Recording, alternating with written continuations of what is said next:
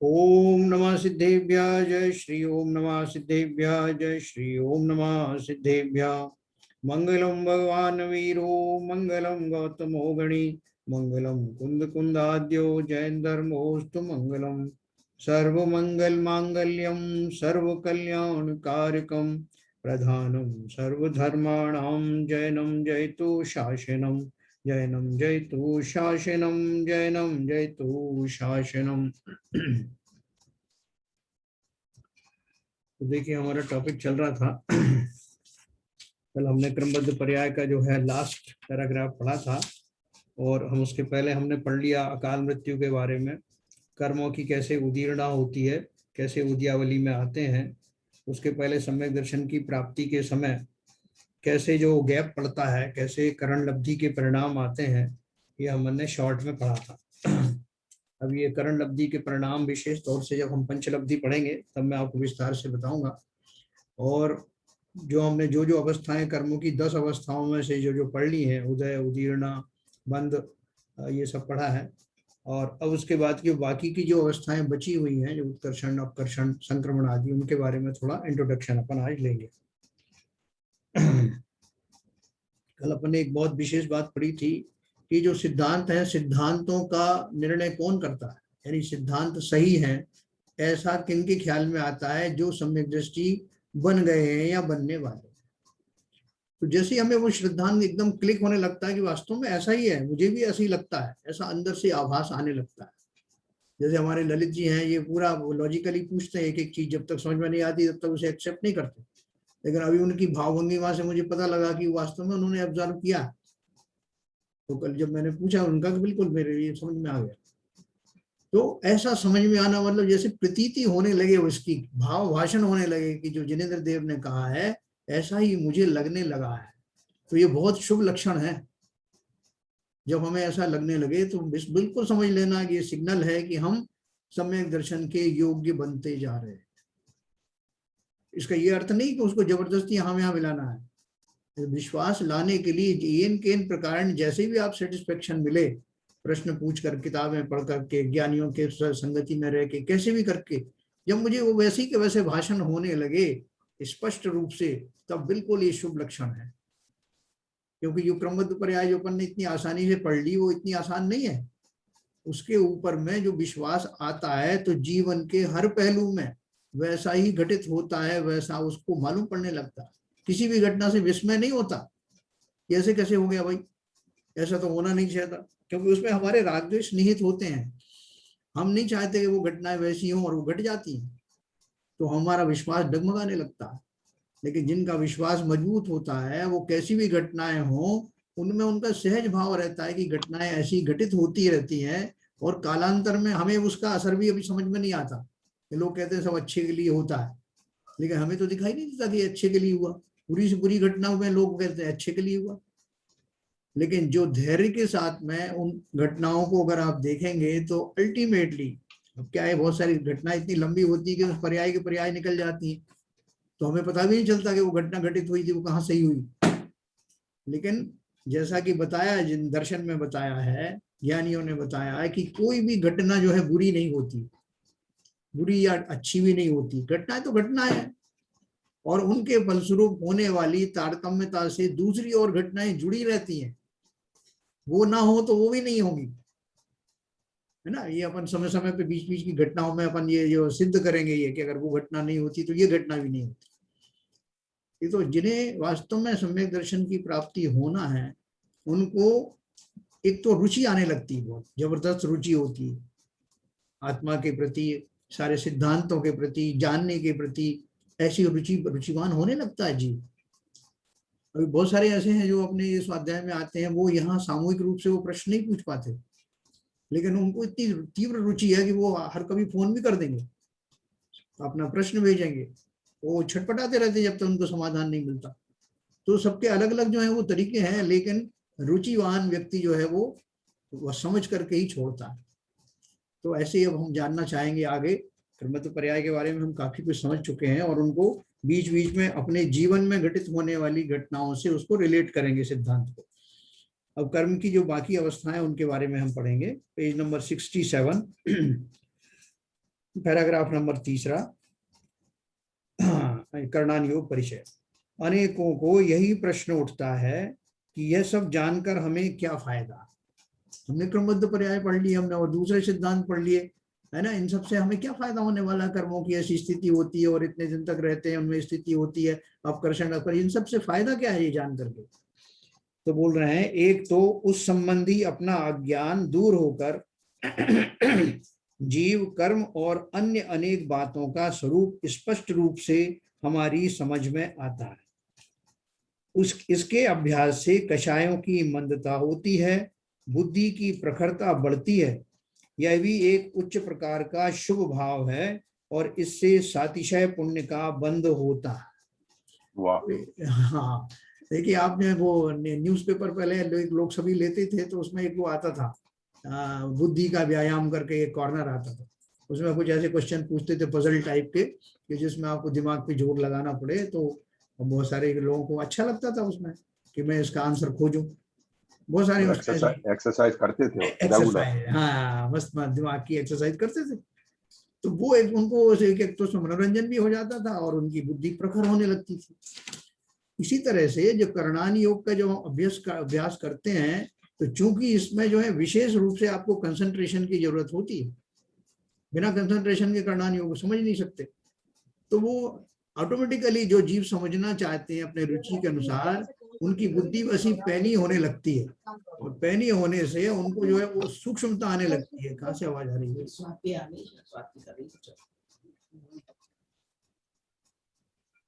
सब लोग म्यूट कर लेना भाई अपना, जो लोग नए आए हैं वो भी सब म्यूट कर लें। तो अपन बात कर रहे थे कि ये जो करणान योग का जो विषय है बहुत सूक्ष्म होने के कारण विशेष कंसंट्रेशन उपयोग, जिसे अपन उपयोग कहते हैं, उस उपयोग को पूर्णतः लगा करके जब सुनेंगे तो ही बात समझ में आएगी। जरा सा भी इधर उधर हो गया तो सिद्धांत जो है दिमाग से निकल जाएगा, वो जिस तारतम्य में बताया जा रहा है वैसा समझ में नहीं आएगा। तो इसलिए करणान योग पढ़ने के दो तीन जो है उसके फायदे हैं, विशेष फायदे हैं। सबसे पहला तो जो गूढ़ विषय है, कैसे घटनाएं घटित होती हैं, कॉम्प्लेक्स कैसे होता है, अभी तो हम ध्यान नहीं देते, लेकिन जब हम गहराई में जाते हैं तो हमको लगने लगता है अच्छा ये कैसे हुआ होगा, वो कौन से सिद्धांत के अंतर्गत आता होगा, तो प्रकृति में ऐसा ही क्यों होता है। ऐसी जब जिज्ञासाएं अंदर आने लगती हैं तो उनके शमन के लिए, उनकी संतुष्टि के लिए करणान योग का पढ़ना जानना बहुत जरूरी है। और एक बार हम उसको समझने चले जाते हैं तो हमारी बुद्धि वैसी पैनी होने लगती है। अपन बोलते हैं लोगों, बहुत लोग ये बहुत मोटी बुद्धि का आदमी है, स्थूल बुद्धि का आदमी। इसका अर्थ क्या है कि अपना जो उपयोग है उसको कंसंट्रेशन के साथ में लगा नहीं पाता, उसको हम स्थूल बुद्धि कहते हैं। तो हम सबकी जो स्थूल बुद्धि है वो उसको सूक्ष्म करने का यही एक बहुत अच्छा विकल्प है। सिद्धांत भी समझ में आता है और बहुत ज्यादा प्रखर जो है प्रज्ञा प्रखर होने लगती है। तो उन्होंने इसलिए लिखा कि एक क्या क्या लाभ है। एक तो उस संबंधी अपना अज्ञान दूर होकर जीव, कर्म और अन्य अनेक बातों का स्वरूप स्पष्ट रूप से हमारी समझ में आता है। इसके अभ्यास से कषायों की मंदता होती है, बुद्धि की प्रखरता बढ़ती है। यह भी एक उच्च प्रकार का शुभ भाव है और इससे सातिशय पुण्य का बंध होता है। देखो, अनजाने में ही आपको सातिशय पुण्य का बंध होता है। कैसे होता है मैकेनिज्म देखो, कि जिस समय मैं अपने सिद्धांत को समझने में अपने उपयोग को लगाता हूं, उस समय मुझे फालतू के जो अनर्गल विषय हैं वो नहीं आते ध्यान, क्योंकि चारों हमेशा मेरे कर्म बंद होते हैं ना, 8 कर्म बंद होते हैं, क्योंकि मेरा उपयोग इधर उधर भटकता रहता। लेकिन जिस समय मैं शास्त्रों के और विशेष रूप से करणान योग में अपना कंसंट्रेशन करता हूं, तो मेरे जो आसपास के जो विचार हैं वो सब गौण हो जाते हैं। तो तत्संबंधी राग देशों से हट जाने के कारण, कषायों से की मंदता आने के कारण पुण्य बंद होता है। पुण्य बंद की प्रक्रिया है। और कैसा पुण्य बंद होता है? साधारण पुण्य नहीं, सातिशय पुण्य कर्म का बंद होता है, जिसके फल, हाँ, इतना जबरदस्त एडवांटेज है। तो सातिशय पुण्य के फल में क्या मिलता है? संसार के भोग नहीं, वो तो बस निकृष्ट चीजें हैं, ऐसे ही मिल जाती है, भूसा है। सातिशय पुण्य का अर्थ क्या है कि आपको जिनवाणी का समागम, ज्ञानियों का समागम, है ना, ऐसी वाणी सुनने को, उनका सानिध्य मिलना। जैन कुल में अगली पर्याय में भी जन्म होगे तो जैन कुल में होगा। उच्च जाति का पुण्य बन, जिसमें सारे जो मुक्ति का मार्ग है वो प्रशस्त होने वाला पुण्य उस जाति का, उसे सातिशय पुण्य कहते हैं। हम बोलते साहब मेरे तो समझ में नहीं आया, हमारा पता नहीं कैसा जो है उदय है हमारा, तो वो उदय जो है वो सब इस योग्य बन जाता है कि मुझे वस्तु ऐसे समझ में आती है। समूह शरण में जितने लोग जाते हैं वो गणधर की जो गूंथ करके जो परोसते हैं, उनको सहज में अपनी अपनी भाषाओं में कैसे समझ में आने लगता है। उनका अपना पुण्य, वो सातिशय पुण्य काम आता है। तो इसलिए इसके बहुत एडवांटेजेस हैं। तो ये उन्होंने बताया कि कषायों की मंदता होती है, बुद्धि की प्रखरता बढ़ती है, यह भी एक उच्च प्रकार का शुभ भाव है और इससे सातिशय पुण्य का बंध होता। ये मैकेनिज्म बहुत अच्छे समझना, पुण्य का बंध कैसे होता है। मंद कषायों की सद्भाव में पुण्य बंध होता है, तीव्र कषायों के सद्भाव में पाप बंध होता है। तो हमेशा ऐसा उपाय रखना जिससे कि मेरा कषाएं मंद रहें। बंद तो अभी नहीं होंगी लेकिन मंद तो अवश्य हो जाएंगी।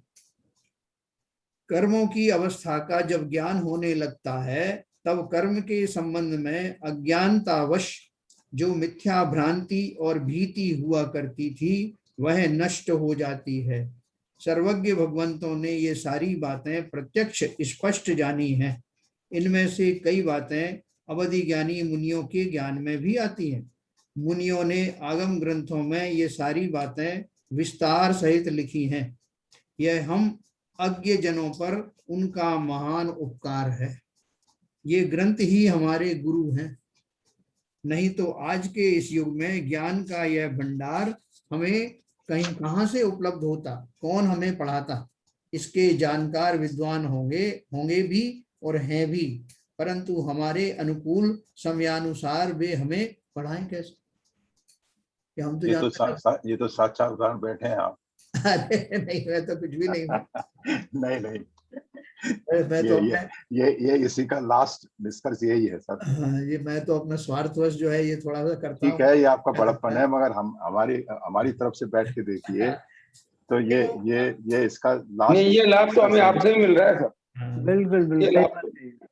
ये तो सब देखो एक दूसरे के सिद्धांत को बोले जैन साहब, आपके पढ़ाने के बाद में आपका सिद्धांत जो सिखाया वो भूल गए। क्या सिद्धांत निमित्त हो सकते हो लेकिन आप वो नहीं कर सकते हो।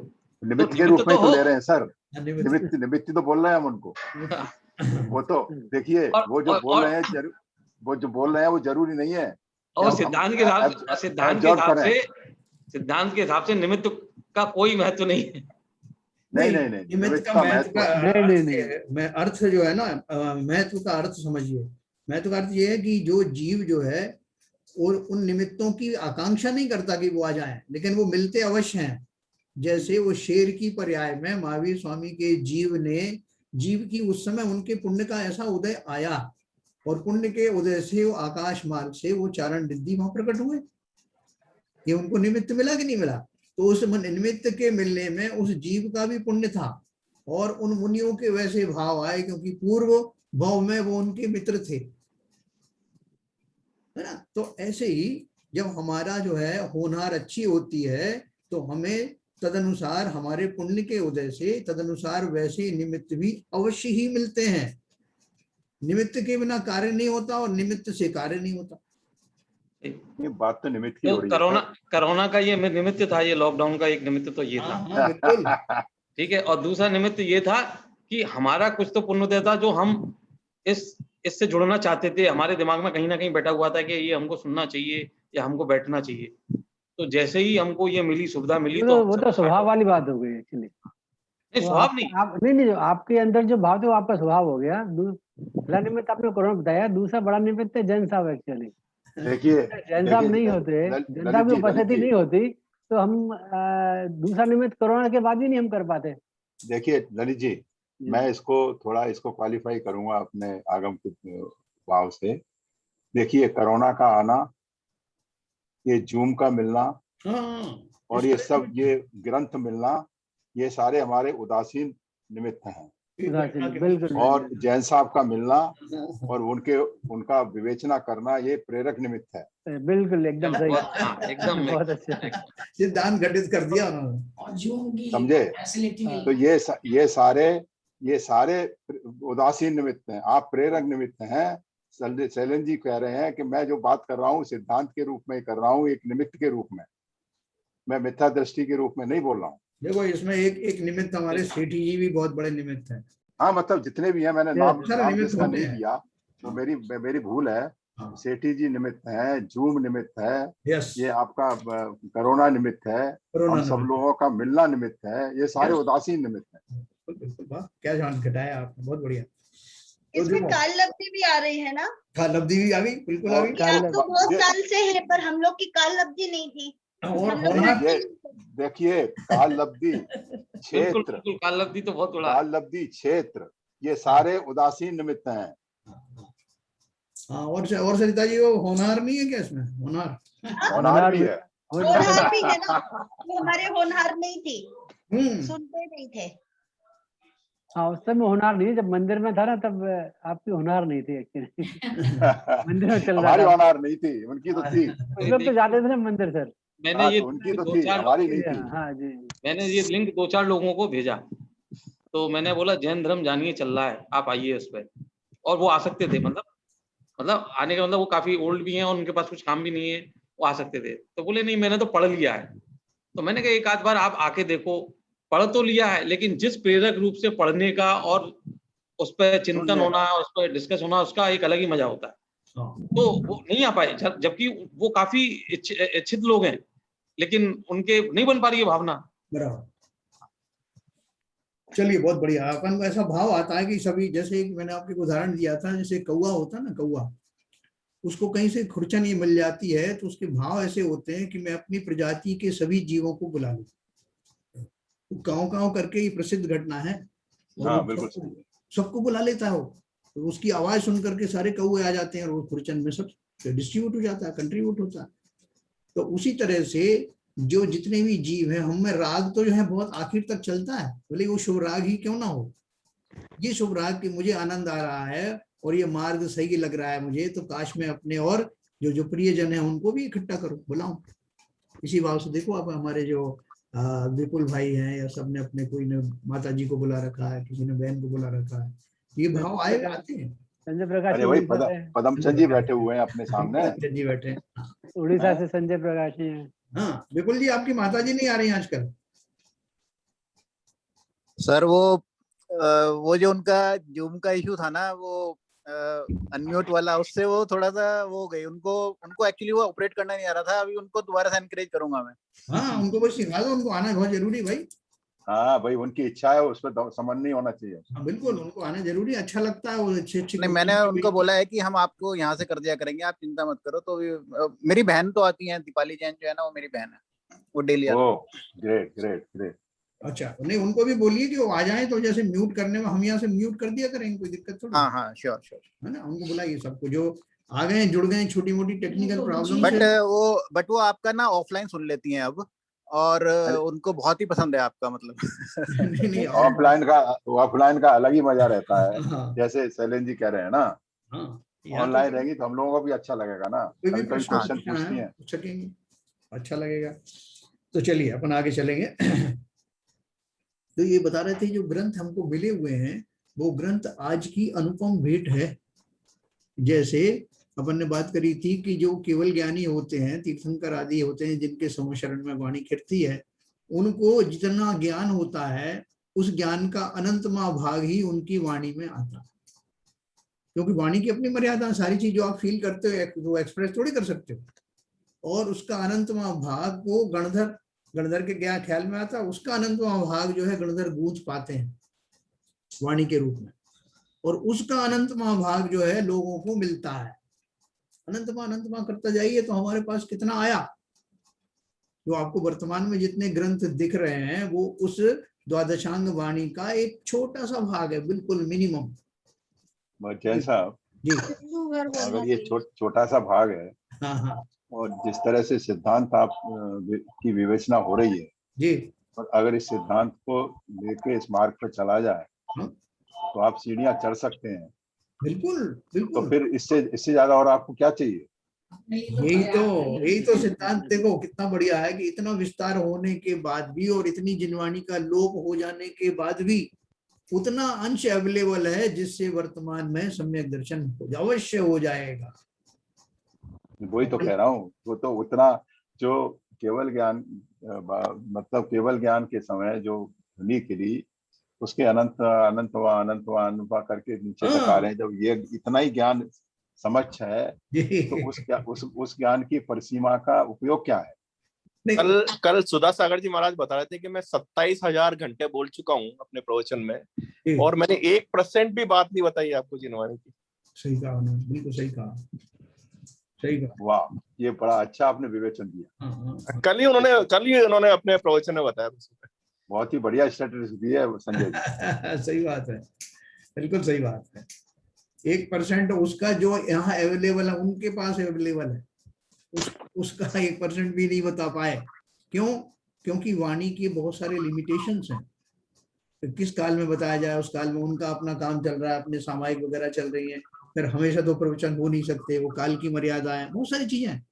नहीं, काल जो जो जो प्रवचन चल भी रहे हैं जी, उसमें टॉपिक ऐसे आ जाते हैं उनके पास जिसकी विवेचना होती है। हाँ, तो वो हो सकता है उसका मोड़ वो वास्तविक मतलब उससे आगे बढ़ नहीं पाता, उससे आगे नहीं बढ़ पाता, फिर वो उतनी रह जाता है जैसे अपन करते हैं रोज। मैं तो एक बात कहना चाहूंगा सर, आपने और कुछ किया नहीं किया, लेकिन रुचिवान लोगों की एक बहुत बड़ी संख्या पैदा कर दी यहाँ पे, जिनको रुचि है, any time every time discuss करने को तैयार है, चर्चा करने को तैयार है। हाँ, ये बात है, that is very important. Otherwise Ruchi किसको थी किसको नहीं थी, लेकिन जागृत नहीं हुई थी। सही कह रहे हैं आरपी जैन साहब।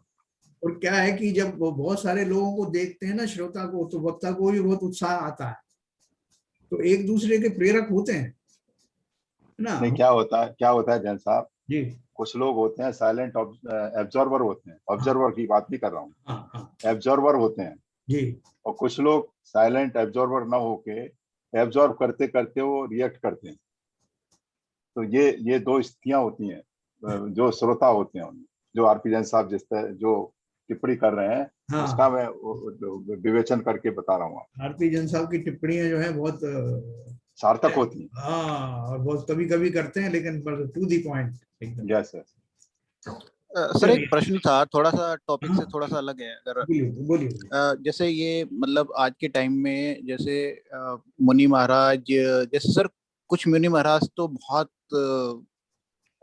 पॉपुलैरिटी के उस पे बहुत हाई पे पहुंच गए, जैसे कि प्रमाण सागर जी हैं या सुधा सागर जी हैं, जो भी टीवी पे आते हैं, जिन्होंने अपने चैनल्स बनाए हैं। But on the other hand there are मतलब बहुत सारे और भी महाराज श्री हैं। मैं एक सुन रहा था कि कोरोना काल में बहुत से महाराज श्री को इवन आहार की भी व्यवस्थाएं में बहुत परेशानी आ रही है और ठीक से व्यवस्थाएं नहीं हो पा रही हैं। तो मेरा प्रश्न ये है कि ऐसा क्यों होता है कि मतलब हो सकता है कि दूसरे जो महाराज श्री हैं वो भी काफी ज्ञानी हों या धर्म का प्रचार वो भी अपने तरीके से कर रहे हों, लेकिन एक सेट ऐसा है कि जहाँ पे कि 50-50 चौके लग रहे हैं और नंबर नहीं आ रहे हैं लोगों के, और एक सेट फिर ऐसा भी होता है जो ज्यादातर जो बड़ा सेट है। तो इसका क्या रीजन है और इसके लिए क्या करना चाहिए? बहुत बढ़िया आपने इशू उठाया, बहुत बढ़िया। देखो, इसमें मैं सिद्धांत घटित करता हूँ। देखो क्या है कि जो मुनि बन गए वो जिस किसी भी कारण से बने हो, उसमें विशेष कारण, बहुत सारे कारण हो सकते हैं, जिनमें एक तो एक्चुअल वैराग्य हो सकता है, दूसरा ये कि दूसरों का अनुसरण करने का भाव हो सकता है, तीसरा ये कि घर में किसी तरह की कलेश वगैरह बहुत होते थे तो उनको एक तरह की उदासीनता हो गई कि इस मार्ग से हट जाए, तो एक्चुअल वैराग्य नहीं हुआ। ऐसे कई तरह के भाव लेकर के मुनि हो जाते हैं। उनमें से बहुत सारे, ज्यादातर मुनि जो है उनको लौकिक शिक्षा बहुत ज्यादा नहीं होती, ठीक है। लौकिक शिक्षा वाले भी कुछ होते हैं, जैसे कि हमारे जो क्षमा सागर जी थे वो एमटेक थे, या और भी बहुत सारे हैं, लेकिन ज्यादातर जो हैं बाय डिफॉल्ट बहुत नॉलेजेबल नहीं होते, लेकिन मुनि बन गए, किसी भी कारणों से बन गए। अब उनका पुण्य का माप भी होता है अपना अपना सबका। देखो, जो आहार आदि जो मिलते हैं मुनियों को, वो उसमें उनका स्वयं का पुण्य भी निमित्त बनता है, ऐसे नहीं होता। तो इसलिए बहुत सारे जीव डरते भी हैं, अगर मैं कल से मुनि बन जाऊंगा तो वो आहार देने वाले कुछ लोग हैं कि नहीं है, तो वो इंश्योर करना चाहते हैं, अंदर ही अंदर करना चाहते हैं कि ऐसा ना हो कि कोई आहार ही ना मिले। तो ये सब जो है पुण्य और पाप का खेल होता है। अपने उन जीवों के पुण्य के उदय से श्रावकों में इस तरह के भाव आते हैं। और वर्तमान श्रावकों में एक गलतफहमी क्या है कि अगर जो बहुत पॉपुलर मुनि है या आचार्य आदि हैं उनको आहार देंगे तो ज्यादा पुण्य बनेगा, इसलिए बड़े महाराज के पीछे से भागते रहते हैं। तो उस आहार चौका तो एक ही है। तो आपने देखा होगा कि जैसे भोपाल में चौका लगा था आचार्य श्री का, तो कई कई दिन तक चला, और उसमें लोग तो जो आह्वान करते थे, चाहते थे कि विद्यासागर मुनिराज को ही आहार दूं, लेकिन जब कोई नहीं मिलता था तो वो छोटे मुनियों से भी काम चलाते थे। भाव उनका ये होता था कि वहां नहीं मिला तो चलो आप किसी को तो दे दें, या कुछ नहीं तो अलग छुल्लक जो मिल जाए वो ठीक है। ऐसे भाव आते हैं जीवों को। तो उसमें उन जीवों के पुण्य, किनके, मुनि आदि के, और इन जीवों के भाव मैच करते हैं। और उसमें मैच करने में जिनके हम बहुत पॉपुलर हैं, तो हमारे मन में ये कहीं ना कहीं बैठ जाता है जो इतने पॉपुलर हैं, इतने ज्ञानी हैं, उनको मैं अगर आहार दूंगा तो मुझे विशेष पुण्य का लाभ होगा। और होते होते लोग सब उन्हीं की तरफ जो है आकृष्ट होते हैं। तो फलता है जो बाकी के हैं जो वो उनको नेग्लेक्ट हो जाते हैं। आपने देखा होगा वो नेग्लेक्ट हो जाते हैं, और नेग्लेक्ट होने में उनके अपने भी पुण्य आदि के भाव निमित्त होते हैं। अगर पुण्य कमजोर है तो उन्हें नहीं मिलता है। ये तो हुआ सिद्धांत। लेकिन हमें करना क्या चाहिए? देखो, करने के लिए मैंने पहले भी कहा था कि खाली अगर मान लो हमने सिद्धांत जान लिया कि साहब भावलिंगी मुनि हो या द्रव्यलिंगी मुनि हो, उनमें से हम कैसे पहचानेंगे, और द्रव्यलिंगी मुनि को भावलिंगी मुनि को आहार देने का विशेष जो है पुण्य लगता, हमने ये सब सिद्धांत अगर पढ़ लिया तो इसका ये अर्थ नहीं है कि हम जो वर्तमान में मुनि है उनमें से उनकी अवहेलना करने लगे। क्यों? क्योंकि उन्होंने जो निर्ग्रंथ रूप धारण किया है, जो द्रव्यलिंग धारण किया है, वो हमारे आगम के अनुसार ही धारण किया है। आपने अगर उनकी अवहेलना करनी शुरू कर दी, उनको कोई आहार की व्यवस्था नहीं तो कहाँ जाएंगे वो होटलों में जा नहीं सकते। और आप चाहोगे क्या कि आपके मुनि होटलों में खाए पिए? या उनकी कौन धन की व्यवस्था करेगा? धर्म की कुप्रभावना होगी। इसलिए जैसे भी हैं, जिस भी अवस्था में है, उन्होंने भले ही अज्ञानतावश मुनि आदि धारण कर लिया हो, तो आप चाहे उसको क्या बोलते हैं, करुणावश समझ लीजिए, करुणा दान समझ लीजिए, कैसे भी समझ लीजिए, लेकिन उनके आहार की व्यवस्था करना श्रावकों का ही करना। कौन करेगा? उनको ठहराना, उनको ये विधिवत करना। अगर उनको कुछ समझाने का भी भाव है तो उनकी ये आवश्यकताओं को पूर्ण करके एकांत में अगर आपको विशेष ज्ञान है तो उनको समझा सकते हैं। लेकिन उनकी आहार से उनको बाधित करना, इन मूल क्रियाओं से उनको बाधित करना, ये हम क्या कर रहे हैं? ये अपने ही धर्म पर कुठाराघात कर रहे हैं। लोग हंसेंगे कल को। देखो, भूख तो ऐसी चीज होती है कि वो फिर किसी तरह का वो नहीं देखती, पर उन्होंने उनको संकल्प दिला दिया, नहीं आप मुनि हैं, आपको ऐसे ही करना पड़ेगा, आहार जैसे दिखाएगा। अगर किसी तरह से कोई असहाय बने में अगर कोई वो जीव फिसल जाता है अपनी भूमिका से, तो किसकी बदनामी होगी? हमारे दर्शन की होगी। इसलिए बहुत समाज के लोगों से मेरा विनम्र निवेदन है कि जो भी मुनि अभी जिस भी अवस्था में है, उन पे भले ही आपके भाव उतने भक्ति के ना भी आए, तब भी हमारा फर्ज समझ करके उनको उस मार्ग में आहार आदि की व्यवस्था अवश्य करना, विधिवत करना, तभी हमारा श्रावक धर्म जो है वो वास्तव में सार्थक होगा। क्या बिल्कुल जी ठीक बोला मैंने? हाँ जी सर, क्लियर हो गया, थैंक यू। सारे क्षेत्रों में आहार दान के लिए व्यवस्था है कि आहार दान में आप लिखा सकते हो, यहाँ से भी फोन करके लिखा सकते हो, ट्रांसफर भी कर सकते हो। जैसे सोनागिर है आपका, या जो भी क्षेत्र है, तो वहाँ आपके आहार दान में जो पैसे जाएंगे वो गुरुओं के आहार के लिए जो व्यवस्था रहती है समाज वहाँ की क्षेत्र की, उसमें रहता है। नहीं, सबसे ज्यादा अभी जो अव्यवस्था हो रही है सब क्षेत्र में ही हो रही है अव्यवस्था।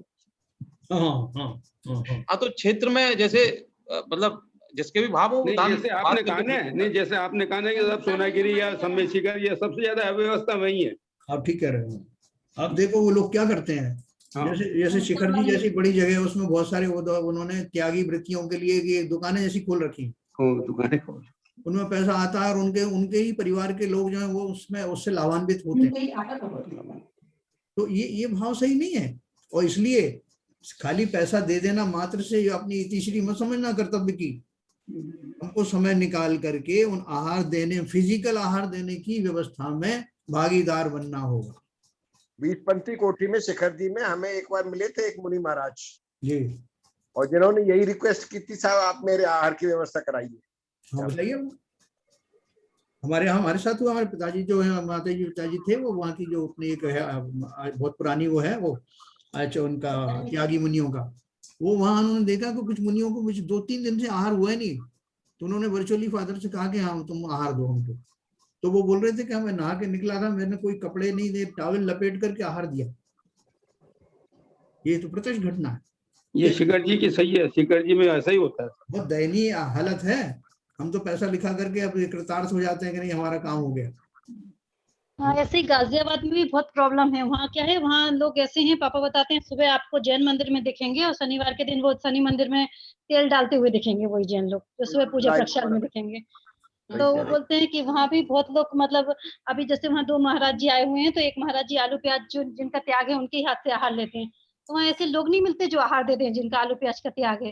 तो मेरे भैया भाभी जाते हैं तो अब सूतक लग जाता है, तो बोलते हैं इतने परेशानी आ रही है, 1-2 ही लोग हैं ऐसे बस, तो बहुत प्रॉब्लम आती है। देखो, अगर मुनियों को आपने उनके मार्ग पर सुदृढ़ नहीं किया, स्थिर नहीं कर पाए, तो करना चाहिए, तो ये सारा दोष हम पूरी समाज के ऊपर लग रहा है। इसलिए इसको बहुत सीरियसली लेने की बात है। ये कितने शावक घट गए, वैसे ही बहुत सारे लोग जो इधर उधर माइग्रेट हो गए, दूसरे ऐसे पंथ में चले गए, उन्हें आहार देने से छुट्टी मिल जाए।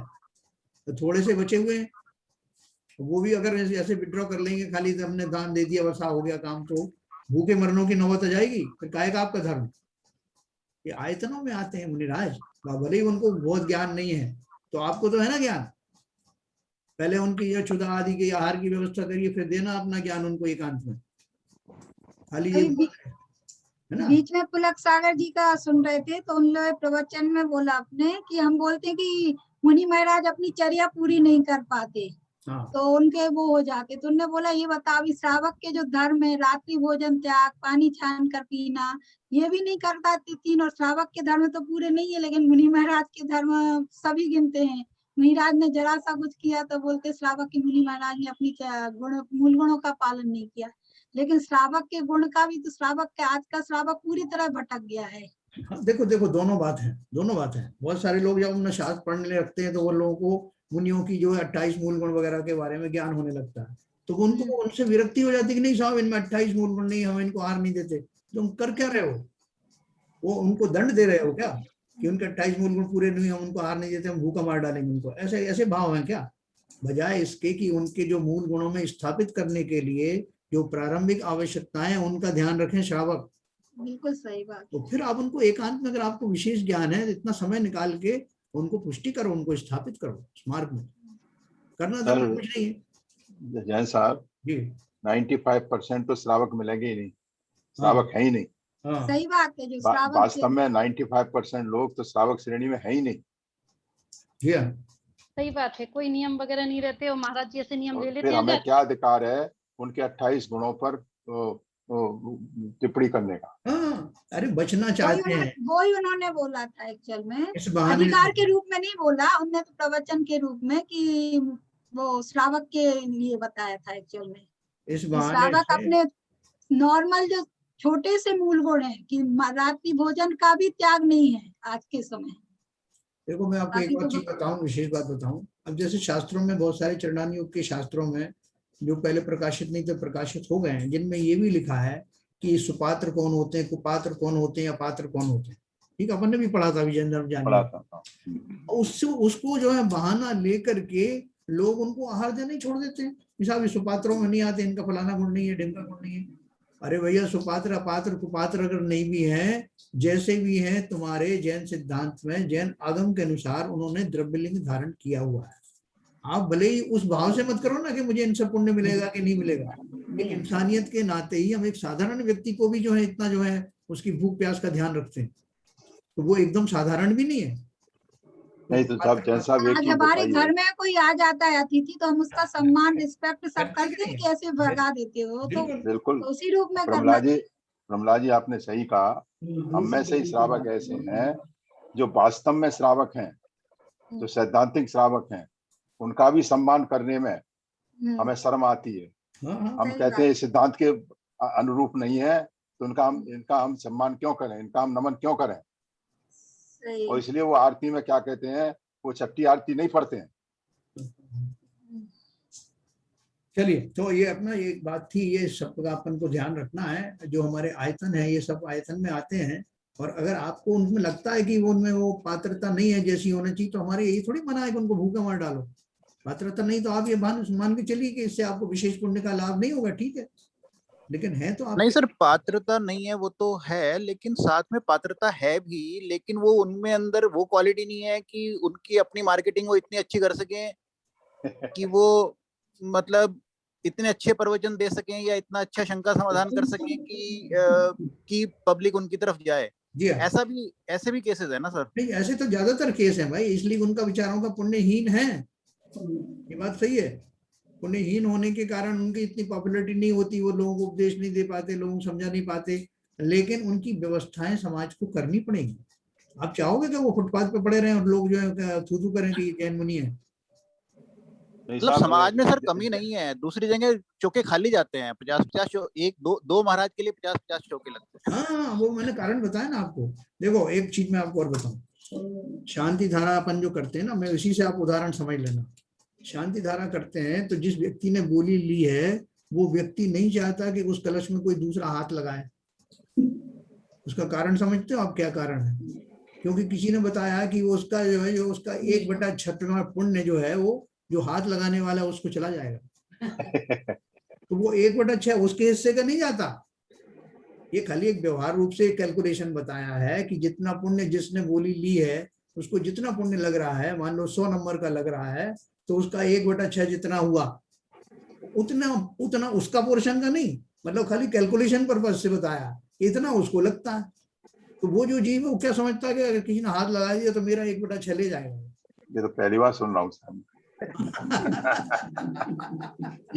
ये गुरुमंत्र तो पहली बार सुना साहब।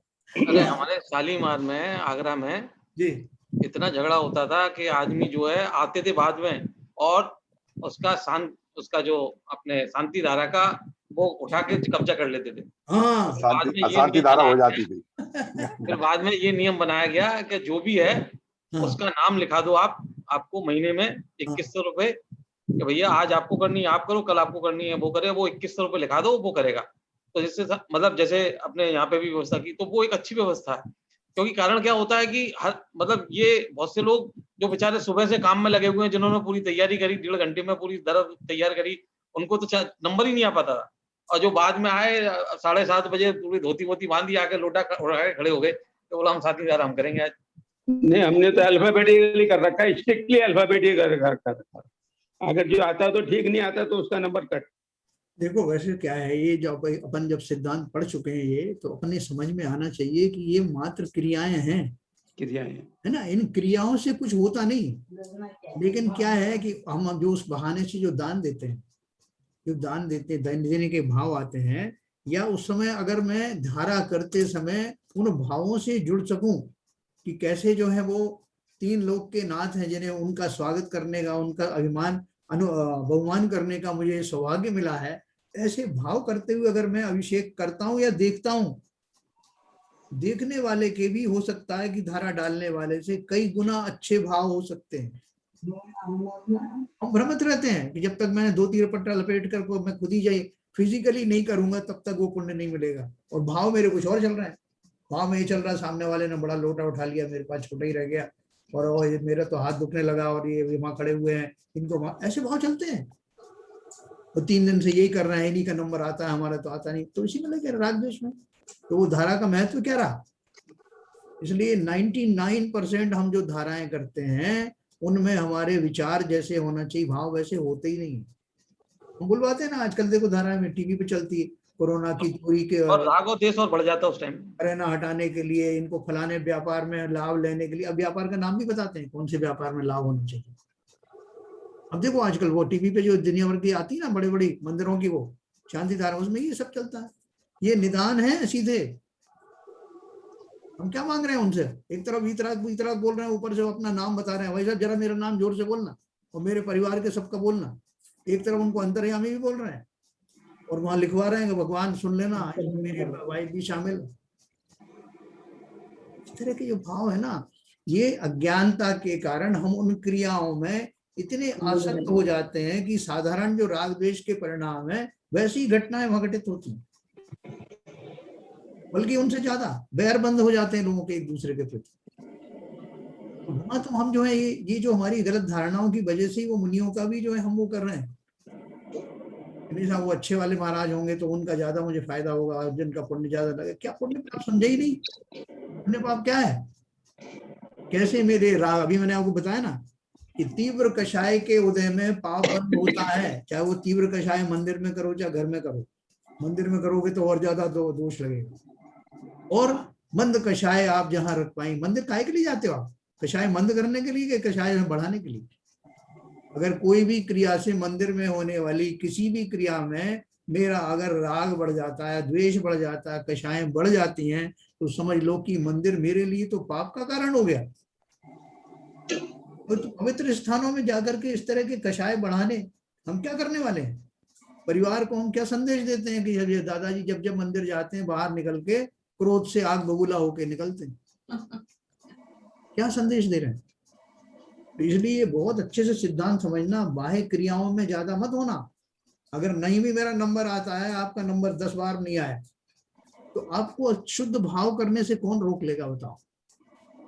बाबा जी ने 1 करोड़ की गोली ली है और आप बिना पैसा खर्च किए उत्कृष्ट भाव कर सकते हो। तो हमारा जो ये सिद्धांत समझने का जो अभी अपन ने जो बीड़ा उठाया है, उसमें हमारे इस तरह की अज्ञानताओं को दूर करने का प्रयास समझना है ना।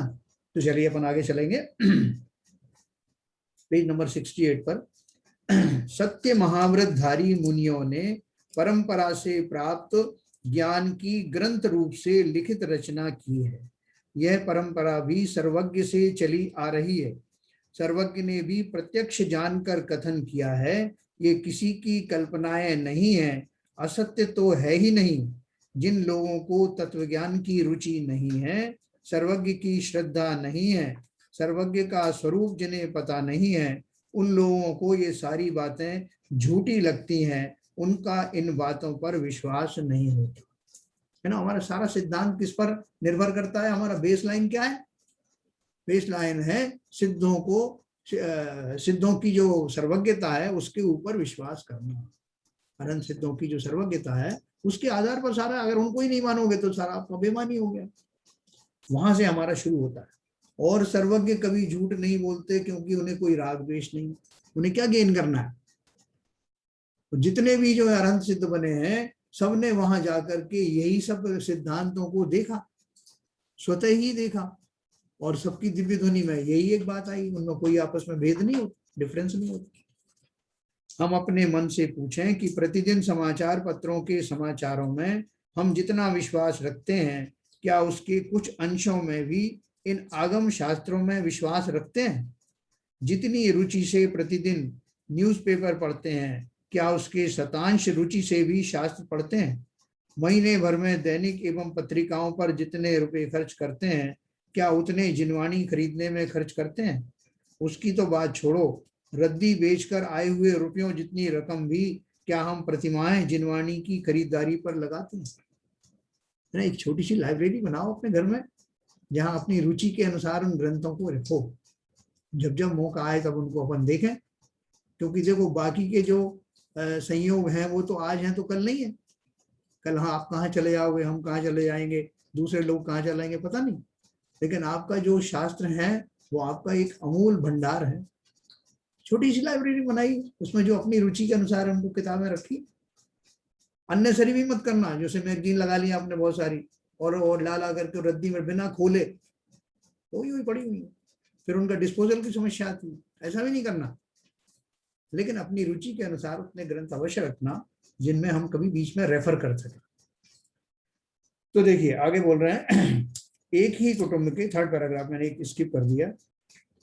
एक ही कुटुंब के हर एक सदस्य के कपड़े अलग, कपाट अलग, कमरा अलग, बैंक का खाता अलग, धंधा व्यवसाय स्वतंत्र, परंतु ग्रंथ तो सबसे में मिलकर एक ही काफी लगता है। एक भी हो तो भला कहने की नौबत आई है। तो हमारे यहाँ बोलते हैं लोग, भाई साहब ये सब किताबें रखी वहां संत निवास में। संत निवास में कितनी किताबें रखी हैं, कितने लोगों को पता है? पहली बात। दूसरी बात यह कि लोगों को शास्त्र दान देने का भाव आता है कि साहब जिनवाणी में लिखा है शास्त्र दान देने का, तो हम जो है वो अपनी कोई सी किताबें खरीद के लाते हैं वहां से, और हमारे तो समझ में आती नहीं, ना हम समझना चाहते हैं, तो गए और अपने वहाँ जो हमारा मंदिर का वो है लाइब्रेरी, उसमें डोनेट करे आए। अब डोनेट लेने वालों ने मना कर दिया, नहीं यहाँ जगह नहीं है, तो चुपचाप 100 किताबों में रख के आ गए। हम देखा हमारे यहाँ भी ऐसा होती व्यवस्था, और वो संभालने वाले संभालते रहते हैं, अरे साहब 2 अलमारी भर गई, अब तीसरी अलमारी लानी पड़ेगी, तो कहाँ से किताब आई, पता नहीं साहब कौन रख गया। तो वो मंदिर की व्यवस्थापक उनको जो अरेंजमेंट करते फिर उनको जब वो पुरानी हो जाए उनको डिस्पोजल की व्यवस्था करें।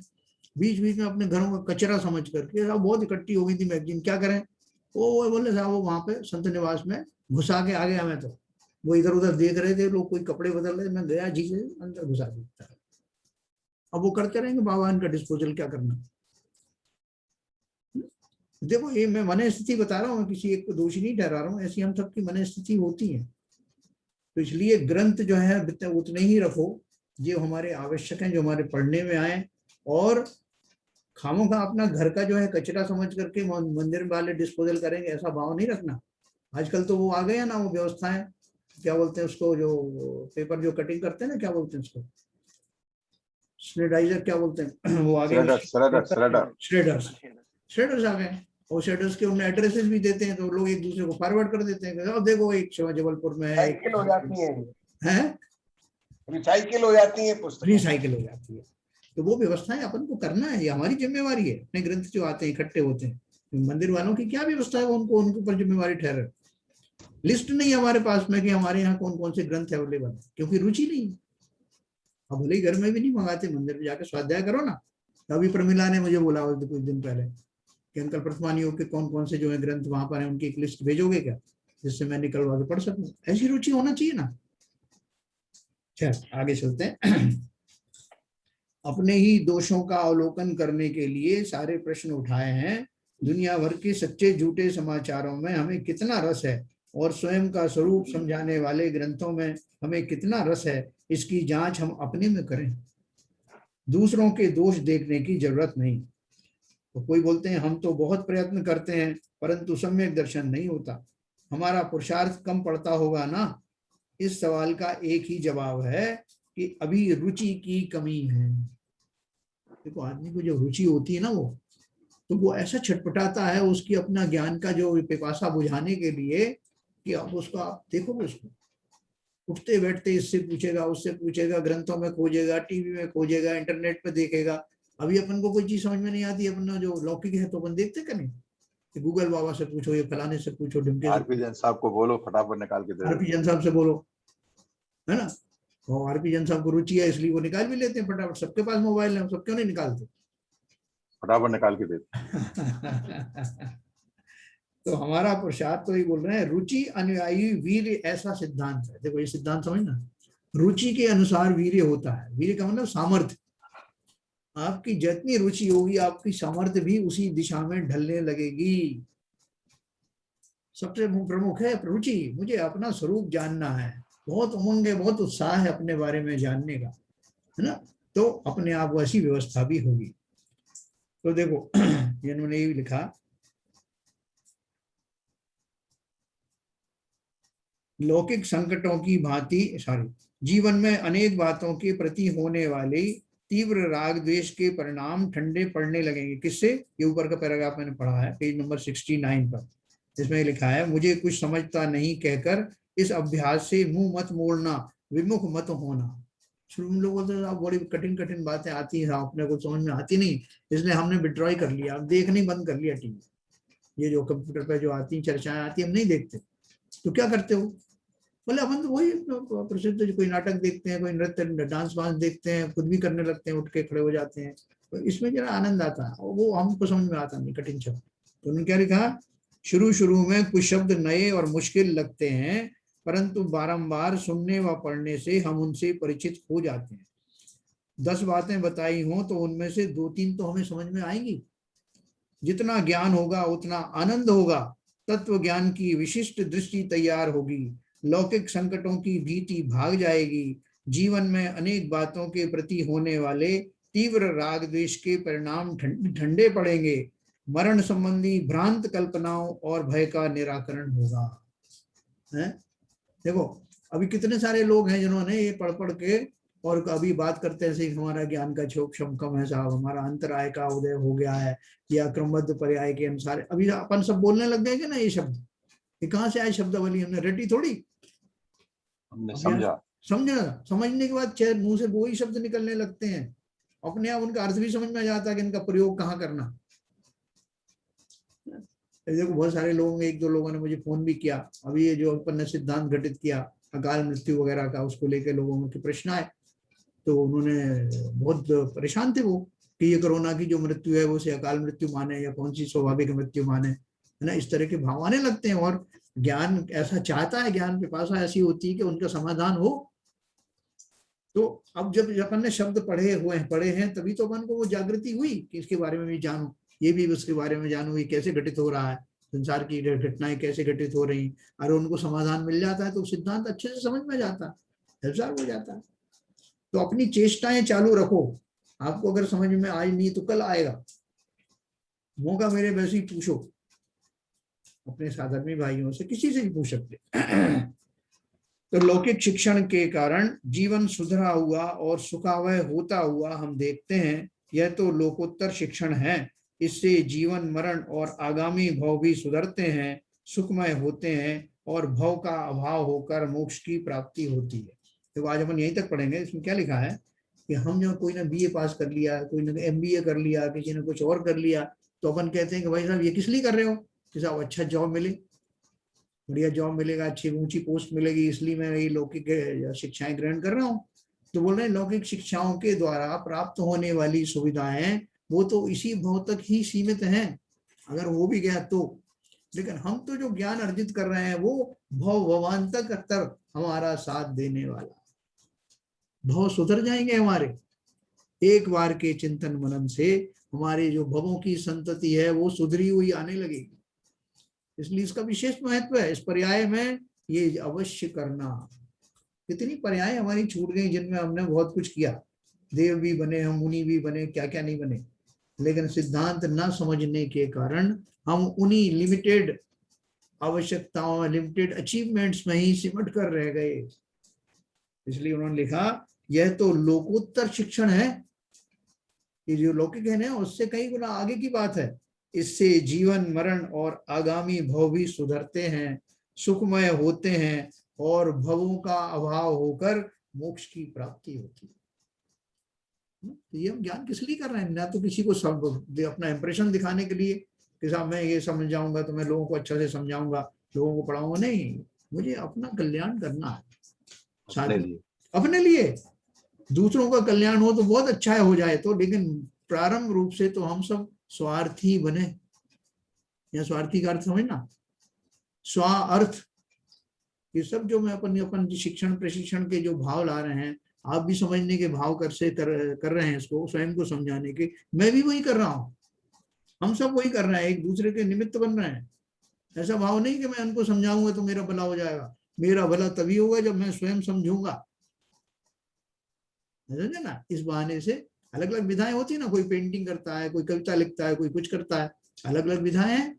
तो किसी को ऐसे इंटरेस्ट आता है, किसी को समझने में सुनने में अच्छा लगता है, किसी को पढ़ने में अच्छा लगता है।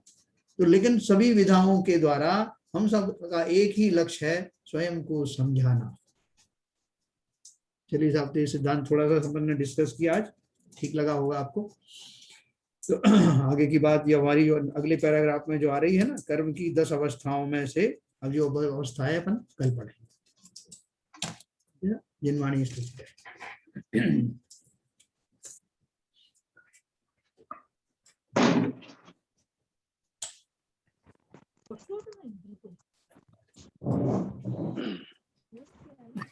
मिथ्यातम नाश को ज्ञान के प्रकाश को अपर भास को भानु सी बखानी है। द्रव्य जान वे को बंध विधि भान वे को स्वपर पिछान वे को परम प्रमाणी है। अनुभव बताए वे को जीव के जताए वे को कहु न सताए वे को भव्य और आनी है। जहाँ तहाँ तार वे को पार के उतार वे को सुख विस्तार वे को यही जिन वाणी है। ये जिनवाणी भारती तो है जपूदन रहे, जो तेरी शरण गए सो पावे सुख चैन। जिनवाणी के ज्ञान से तुझे लोकालोक तो वाणी मस्तक नमो सदा देते हैं दो, सदा देते हैं दो। जिनवाणी माता की जय। नमो।